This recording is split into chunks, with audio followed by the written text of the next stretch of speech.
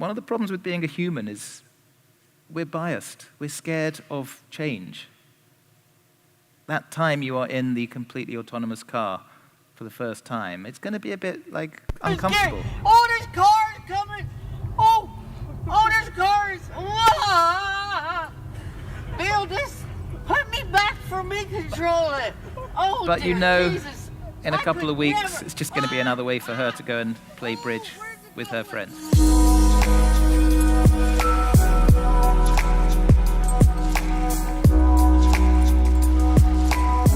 So we're talking quite a lot about tech disrupting traditional companies, creating new markets.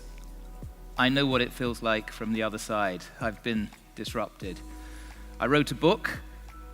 Penguin asked me to go and record the audiobook version, so I spent 3 days in a windowless studio in West London getting a sore throat, but I did it, and then I realized there was an AI startup that could have done it in 10 minutes. Imagine turning your book into an audiobook in just 10 minutes. Now you can using audiobook.ai for 10 times less than paying a voice talent. All you have to do is upload your book to audiobook.ai, select a voice from over 30 natural-sounding voices, and of course, and in this is not 10 a minutes human, you this can is a download your synthetic audiobook. voice. And the So voices sound just we're at like that me. moment Because where guess what? I'm a tech is synthetic moving voice on so fast, audiobook.ai. it Try can make now us feel for free. like it's out of control. This morning, this video going viral, showing a self-driving car being pulled over by police in San Francisco. This is crazy. The car was pulled over because it was driving at night without headlights on. An officer gets out of his car to speak to the driver, only to discover Ain't nobody in it. and then the car speeds away from the officers, passing through an intersection. Because the AI knows it's safer the other side of the red light. So Before pulling over just again. as I'm getting used to what I thought was the future, you know, stuff like the metaverse was nonsense. Zuckerberg had bet on the wrong horse. I'm having to constantly revise my thinking because improvements in tech get better and better. A couple of weeks ago, we learned that the metaverse actually could be quite useful. Zuck gave an interview to Lex Friedman, a podcaster, in the metaverse. But now, wearing the headphones, even if you're hundreds of miles away, creates this sense that you're actually present. I'm already forgetting that you're not real. Like, this really, so it's, Well, I am it's novel. This is just an avatar That's- version of me. That's a but deep here- philosophical question, yes.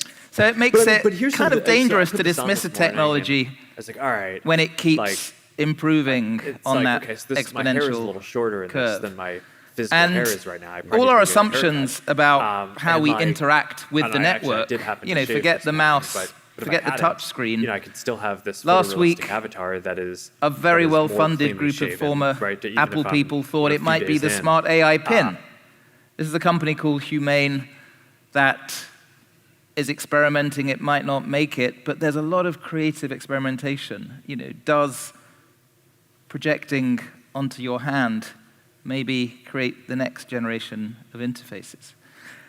But there's only one theme that everybody's talking about at the moment. This has been a crazy year for one technology. I'm not going to give too much away, but the Google boss, Sundar Pichai, gave a very long presentation to the Google Developers Conference in May. I'm not going to make you sit through the whole hour.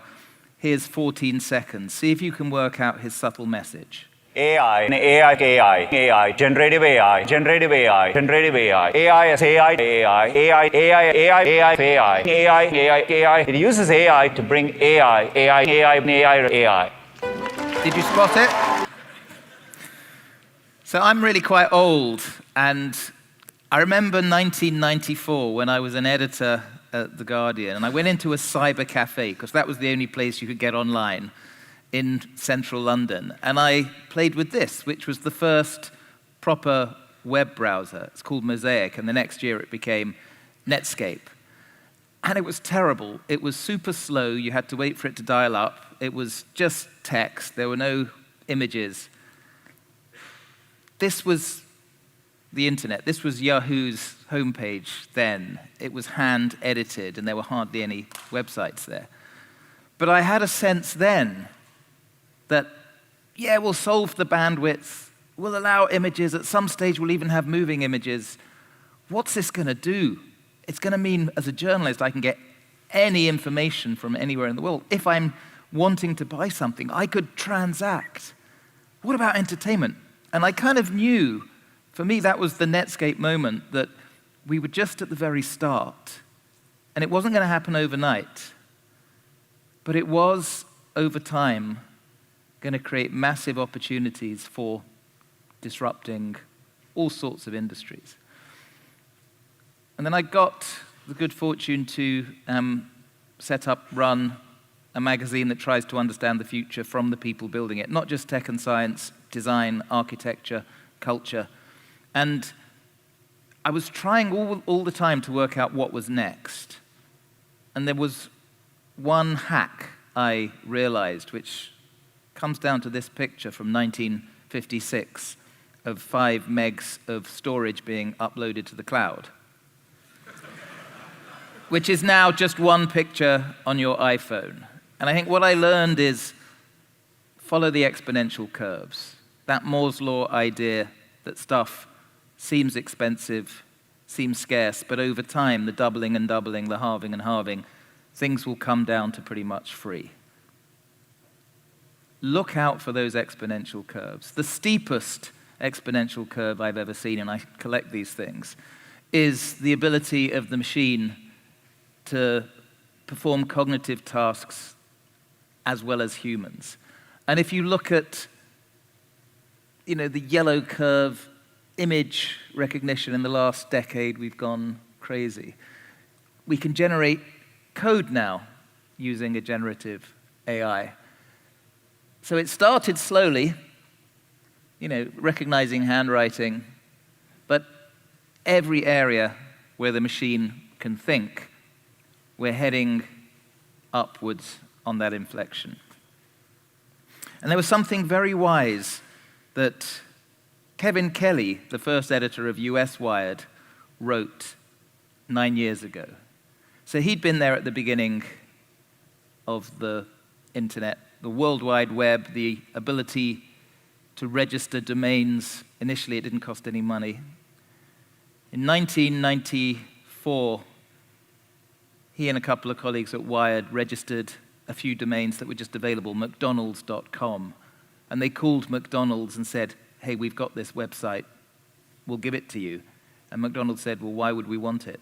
No thanks. They couldn't see ahead. They couldn't imagine a scenario where business might depend on digital ordering, digital marketing, digital customer discovery. And 9 years ago, he wrote a little essay called You Are Not Too Late. It was 2014, and his premise was, we think everything significant on the internet has already been invented. Transaction, entertainment, commerce. But he said, actually, we're going to look back in 2044 and realize there were some extraordinary opportunities, some extraordinary trillion-dollar companies built after 2014, because we were just starting to put sensors out into the wild. We were just starting to calculate data at scale. And if you think about where we are today, we're just at the beginning. We haven't put intelligence into almost everything, but the tools are there, and the access point is coming down to a zero price point. And if you think about every exponential technology, from quantum computing to the potential for new sources of energy like nuclear fusion, to the way we're able to create new materials at scale, we're just at the beginning. So I'm going to dedicate this to Kevin and to remind us all, you are not too late. Because I think the last decade has been connecting everything to the net. But now it's putting intelligence into everything. And we haven't really started thinking about what that means. But when performance keeps doubling and doubling, and price keeps halving and halving, It really is limited only by our creative entrepreneurial imagination, how we can go and disrupt.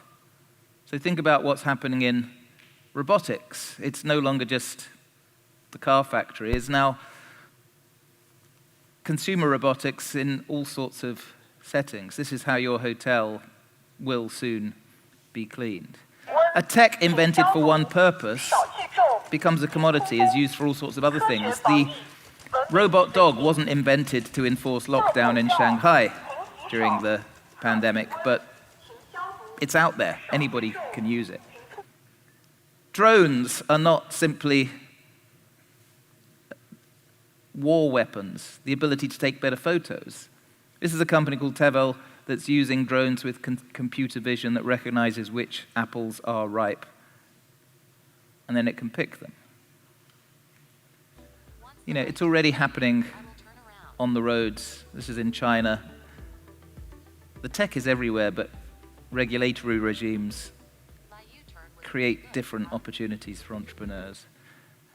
And this is where it's going next. You know, we are about to get the flying car. There's a company called Volocopter that's got a contract to take people in vertical takeoff electric jets in the Paris Olympics next year. So things go mainstream.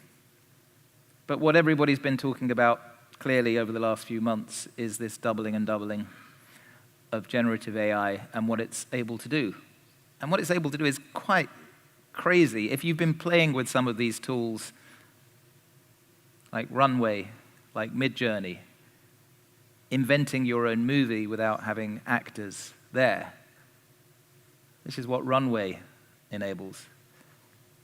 And this is in everybody's hands now. This is commodified. If you are a Hollywood studio, if you are an advertising agency spending hundreds of thousands of euros on a 30-second shoot, this changes the rules. You need to keep up. It's an opportunity for startups. And look how quickly, because of those curves, we've got here.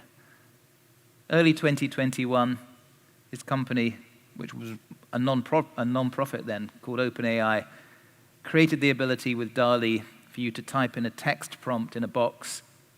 And it was fun, but it wasn't life-changing.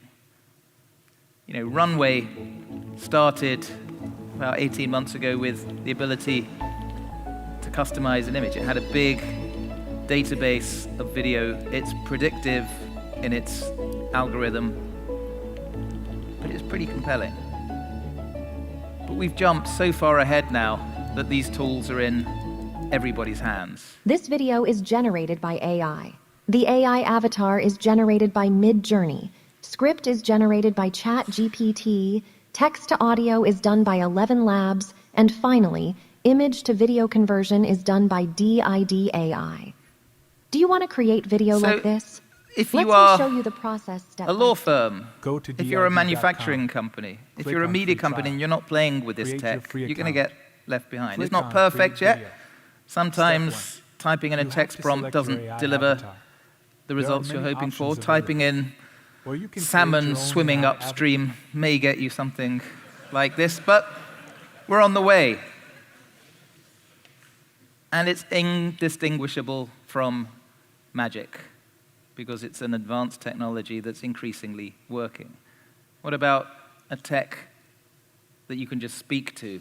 There's an app called Replit that will make an app for you. These people wanted a workout app. They talk to Replit. In seconds, it does the coding.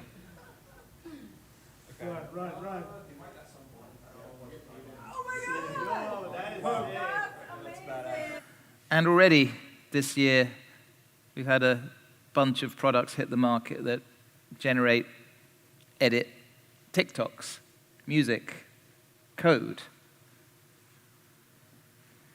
So we worry quite a lot Goldman Sachs about what it says means that for us. 300 million full-time jobs around the world could be affected by artificial intelligence. In a report Sunday, their economists predicted 18% of work globally could be computerized.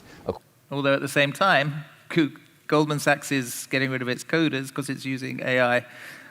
We've been a bit scared about AI taking our jobs. It seems the only job that's gone so far is the guy running the AI, but maybe he'll get it back, who knows.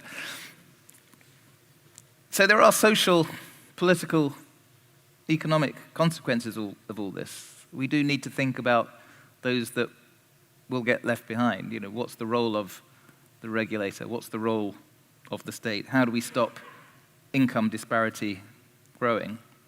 But it's not going to slow down. And it's not just going to be about AI. It's going to be about what happens when AI is enhanced by quantum computing. What happens when there's a few companies controlling access to all this data processing? What happens when we access the network in all sorts of new ways? So the neural interface is already here, the brain-computer interface. One of Elon's projects, called Neuralink, this monkey has a brain implant that's reading electrical signals in the brain. The monkey is playing Pong, but not using hands. This tech is out there. It's got other uses at the same time. This gentleman in a University of San Francisco study can't speak, can't move his arms, but it reads the words he's trying to say. I met this gentleman, Nathan Copeland. He had a car accident and became paralyzed.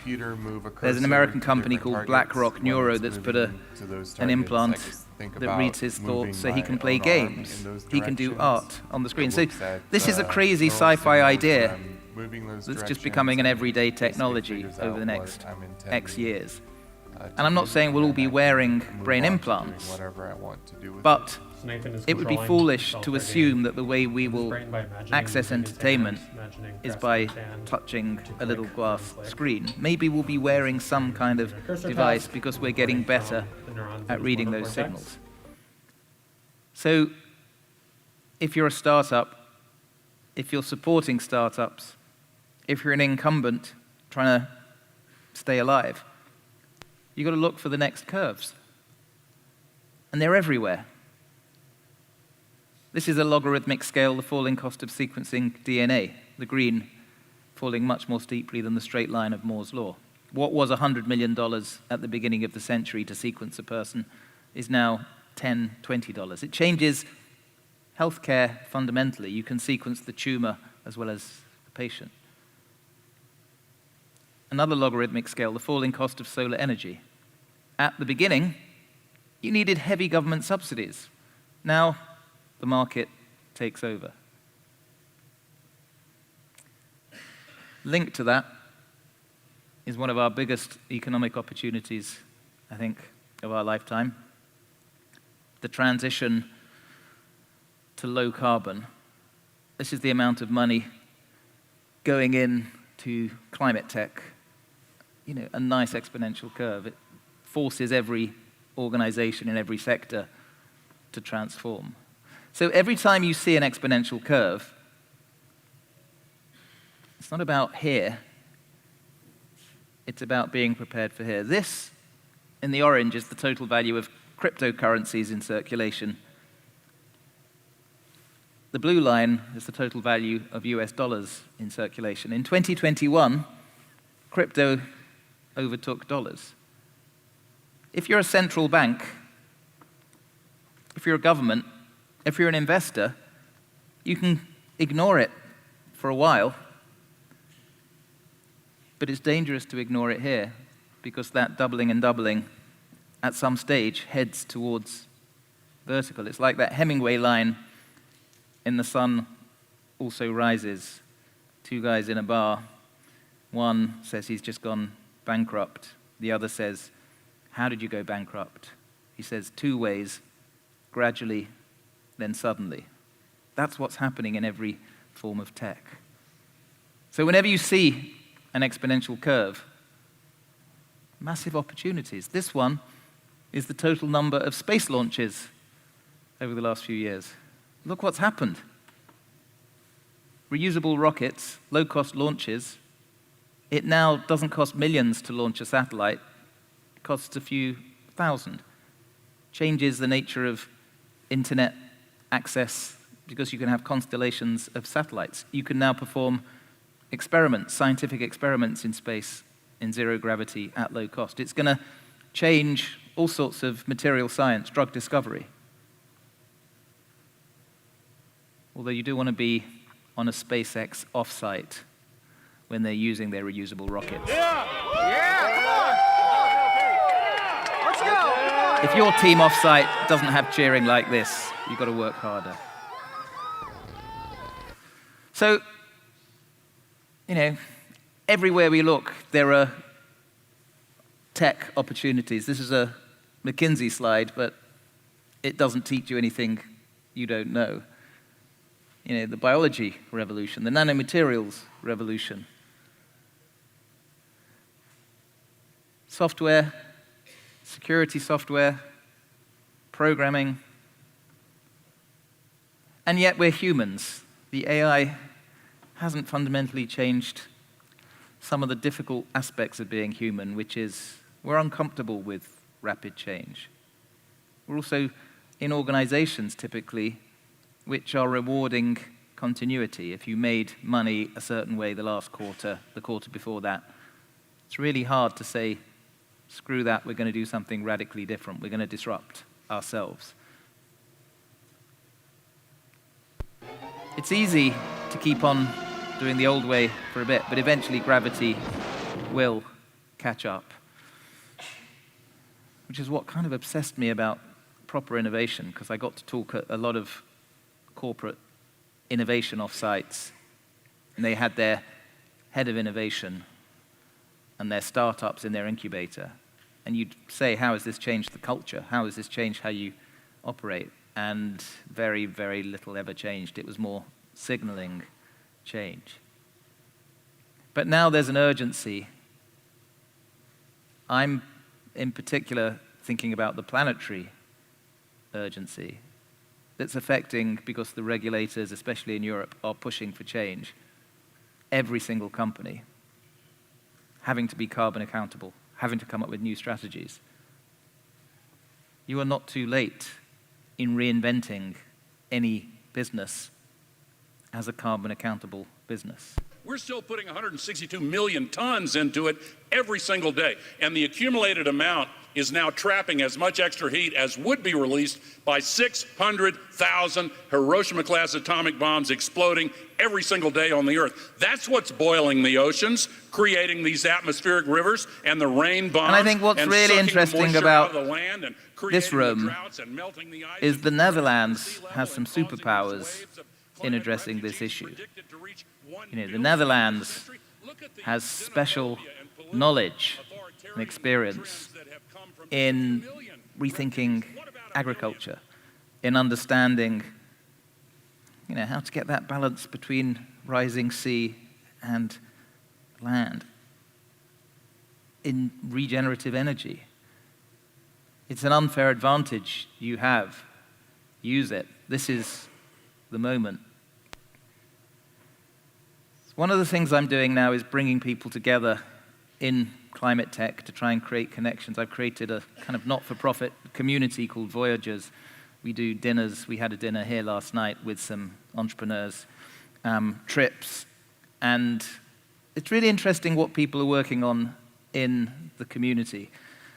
There's no limit to the ambition. So just inside our climate tech network, it's essentially peer support, people helping each other. There's a bunch of people working on nuclear fusion. Super ambitious for startups. They might need to raise a couple of billion, but they're doing it. They're working on carbon negative building materials. They're working on zero emission hydrogen electric aviation. They're working on packaging material made from seaweed that you can then eat. We invested in a couple of local companies. One, a guy who hates agriculture, he created a company called Farmless to turn air into protein for food.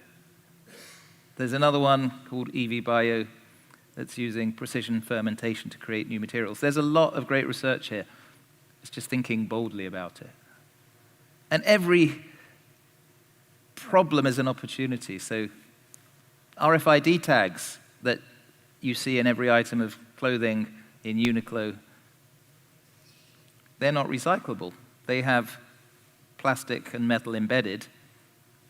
And then I met this company called CoPrint, that creates a copper nano ink that allows you to print conductive labels so you don't need QR codes. It's like creativity with the science. And I think what's really exciting at the moment is there is a move of talent going from conventional sectors into solving these climate issues. They're the climate quitters. There are people leaving McKinsey and Goldman Sachs and Google to try and solve a real problem.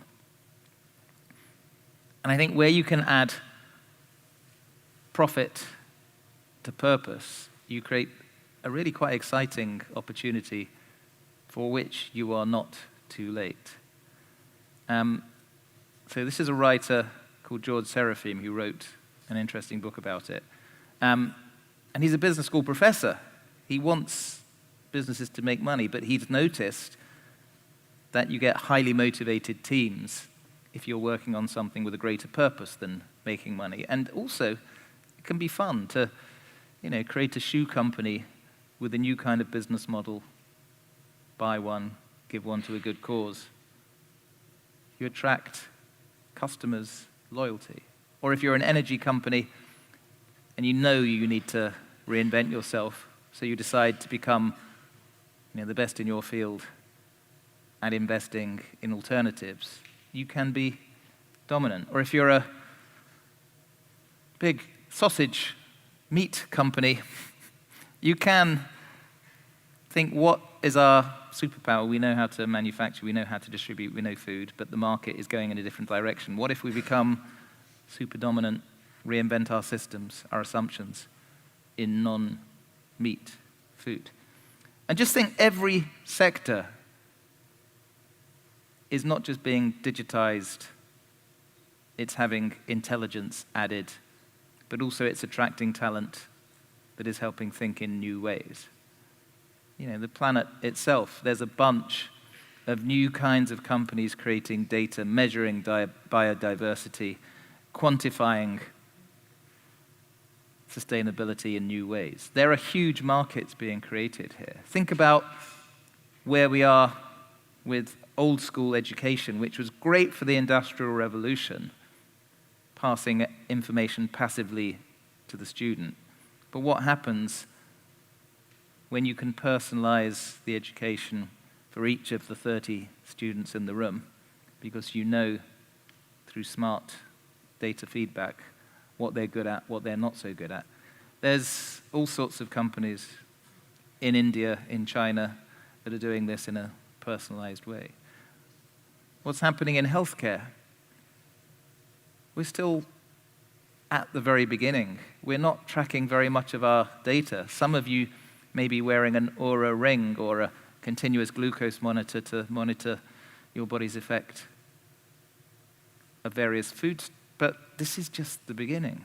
We've now got lots of low-cost regulated products, the Butterfly ultrasound reader that you can plug into your phone, clinical-grade ultrasound, so good that the chief medical officer was playing with it and discovered something he didn't want to discover. Rather personal story, but the Butterfly ultrasound device that we use today, I diagnosed my own tumor with it. I felt something funny in my neck, connected the probe to my phone, did an ultrasound, and there it was. So we're just at the beginning. What's happening in connecting us to what we want? Once the light turns green, I will turn around. So the world is going autonomous. The roads already have these trucks that are safer than humans. The humans are the ones in the way because they say, we're not convinced that these are fit to be regulated yet, but they're there.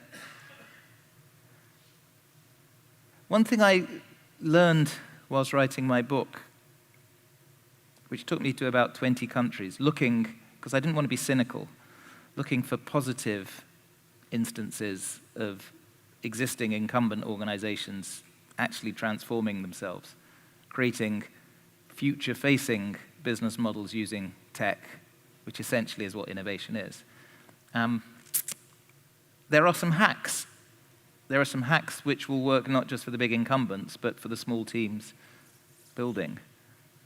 And I'll share a few things because nobody reads books I am happy to accept that. So in about 4 minutes, I'm going to tell you everything you would have learned whilst reading the book. And some little heuristics, some little hacks.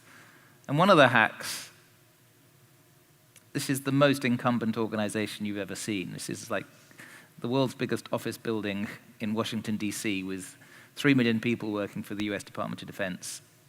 Massive bureaucracy. They knew that they weren't going to move fast enough. They knew that ISIS was thinking like a startup. The US comes up with a procurement project. It comes in years overdue, billions over budget, and is not fit for purpose because the enemy, ISIS, can take a DJI drone, put a grenade on it, send it over the line. It's a startup. It can break the rules. Their solution, we have to hire some pirates. We have to have some people inside the organization with permission to just build, with permission not to follow the rules, with permission to solve a problem as best they can. So the Department of Defense hired a guy from startups who swears all the time, hates authority, wears hoodies that say things like hack the Pentagon. He was jailed at 16 at school for planting a fake bomb because he didn't like school. His name's Chris Lynch, from startups, not from military. And they said, we need to move faster. We need some of that startup energy. Build a team of 20 or 30 people from the world of coding, from the world of interaction design, who can just build. They did the first ever bug bounty contest in American government. They were told it was illegal. You can't encourage friendly hackers to penetrate Department of Defense websites. They found a loophole. They did it.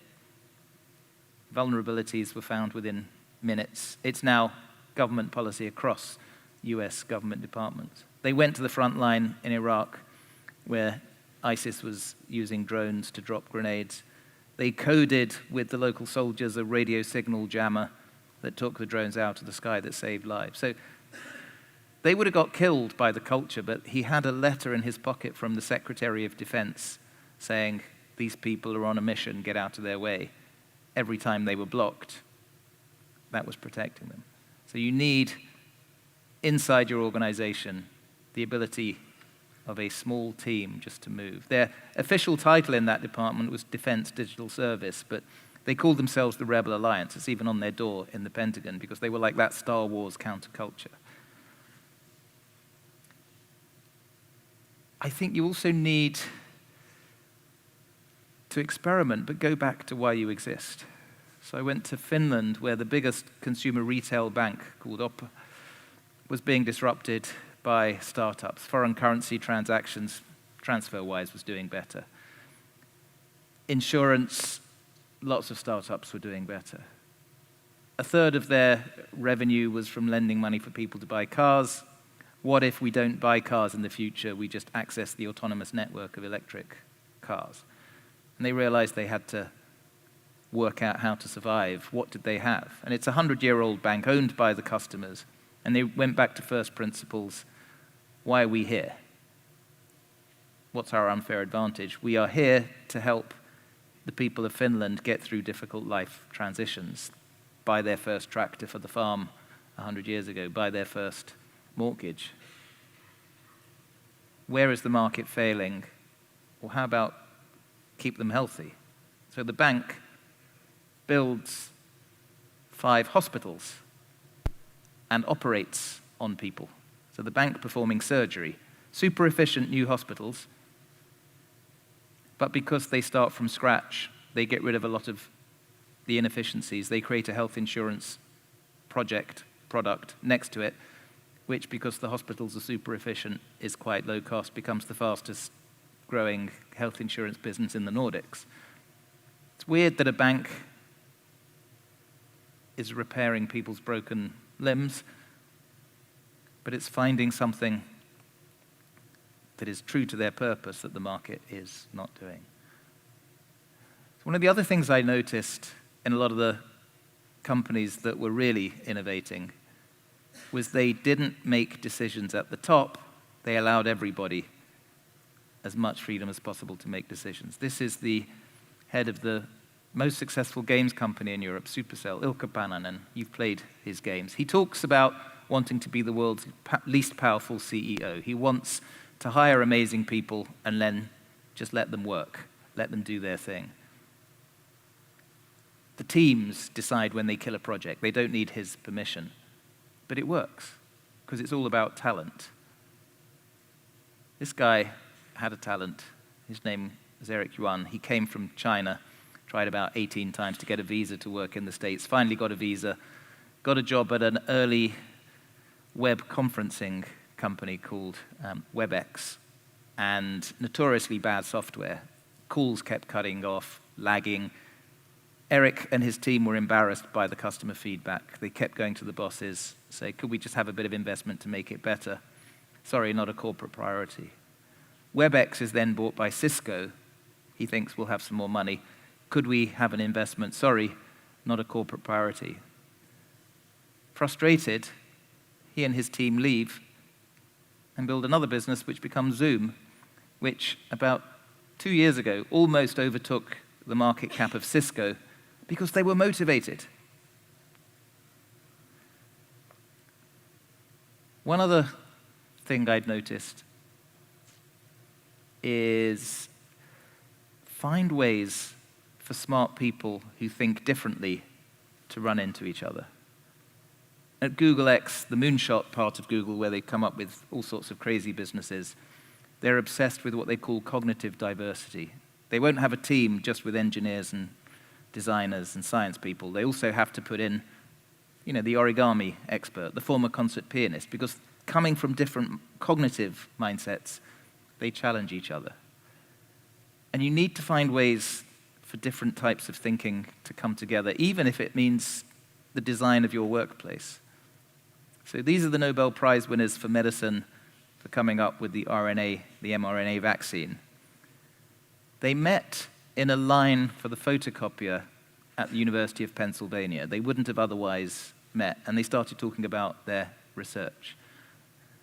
So can you find ways to bring different types of people together for random, spontaneous, serendipitous conversation? This is the biggest biomedical research center in Europe, in London next to St. Pancras, called the Crick Institute, trying to solve cancer and genomic illness. They've designed it with no walls on the inside, because it's not going to be the lone scientist shouting eureka in a lab. It's going to be the bioinformatics expert having a conversation with the data scientist, bringing in the genomics expert. That's how you're going to solve cancer. I'll just give you a couple more quick ones, and then I'm happy to take lots of questions.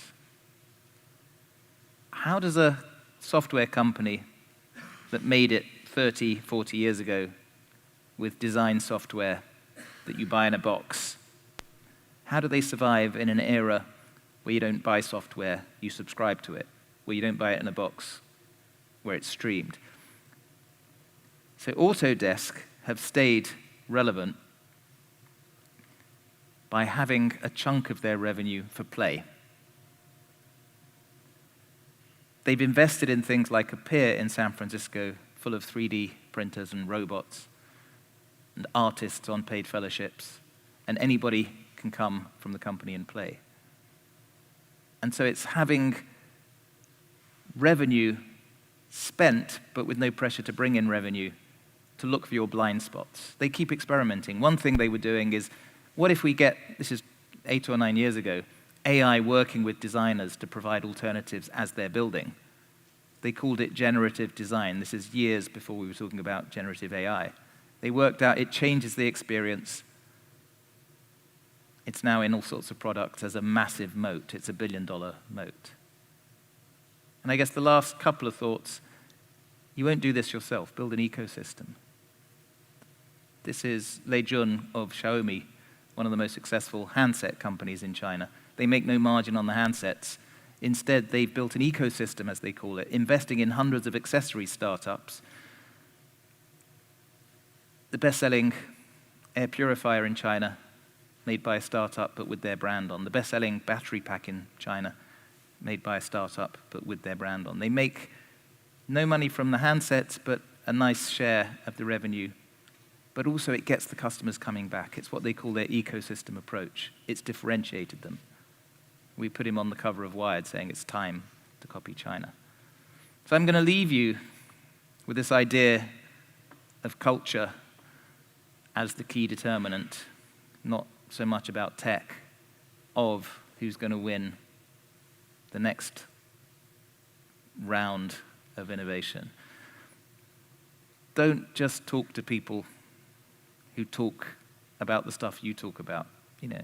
Go to that crypto event, go to that human rights event, because tech is everywhere. It's just how we choose to apply it. You're not going to stop a tech, even if you invent it. Stephen Sasson invented the digital camera in 1975.